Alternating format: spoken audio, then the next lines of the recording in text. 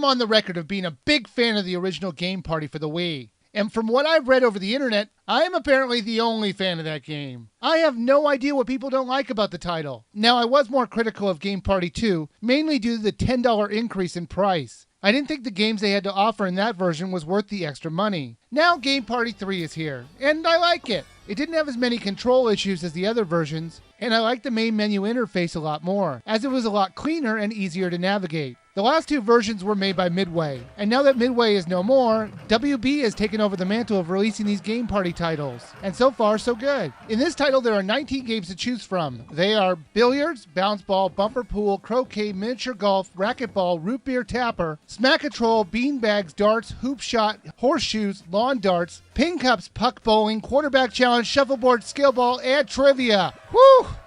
I'm only going to really go over the new games that you can play in this version. If you want more in-depth coverage of the other games, just watch my other two reviews for the Game Party titles. Billiards. The physics seemed to be spot on, and it was very simple to pick up and play. Basically, all you do is hold the A button and then make a motion of pulling back on a stick and thrusting forward. Simple and perfect. Mini golf. Sure, the courses were really simple, but if you really enjoy mini golf, it's a great game to test your putting skills. The controls didn't feel quite right in this game, but overall it was still a lot of fun. Racquetball. As much as the Little Wii viewer didn't like this game, I did. I'm a fan of this in real life, so I am a bit biased. The idea of this game is just to hit the ball against the wall and then keep returning it until someone misses. It couldn't be easier. Bumper pool. This game was controlled alright, but the game was kind of dull compared to the regular billiards game. But it was controlled the same as the billiards game, so it was just as easy to pick up and play. Bocce ball. You throw a white ball and then you have to see who gets the closest to get into that ball with other balls that you throw. I hear the game is popular abroad, so if you guys enjoy it over there, I think the translation to a playable game is flawless.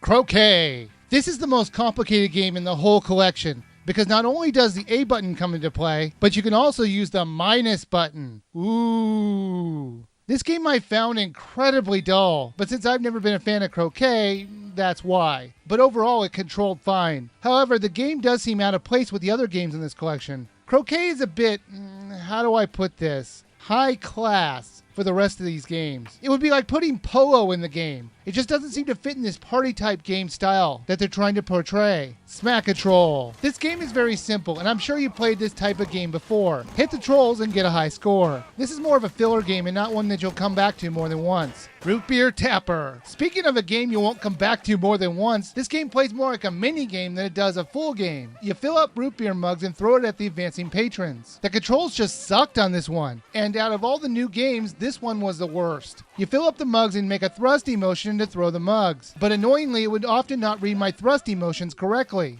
One of the new features I found helpful was the bar on the side, which tells you how much power you're putting into a throw. I found it very useful. There were some tweaks to the previous games if you want to try some of the new modes. Plus, some of the games have improved, like pin cups. I think the controls in this one in particular has made the game actually fun to play, unlike the first time I played it in the original Game Party. Game Party 3 was fun, and this time they priced it reasonably again at $20. There is plenty to like in this title, and if you're having a drinking party coming up, this game will be a hit with your friends with its simple to handle controls. Now I want to make this clear, since I think I'm the only defender of this series. Am I saying this is a great game? No. But it does do a great job of making a simple to pick up and play game for a party. And since that's all it ever wanted to be, it succeeds completely in that regard. And I think the game is worth a buy if you're looking for that type of game.